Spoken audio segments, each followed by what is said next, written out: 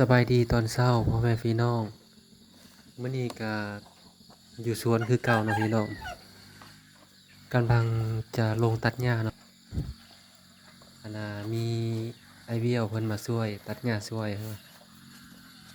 บ่ได้มาสวนประมาณนั้นเดือนหนึ่งนี่แหละการดำนามาเบิ่งเทื่อนี้มัน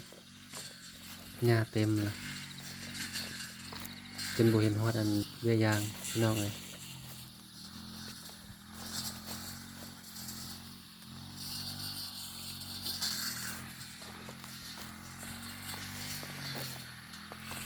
ตอนนี้เพิ่นก็กำลังตัดหญ้าอยู่เนาะแจ๊กๆๆๆอยู่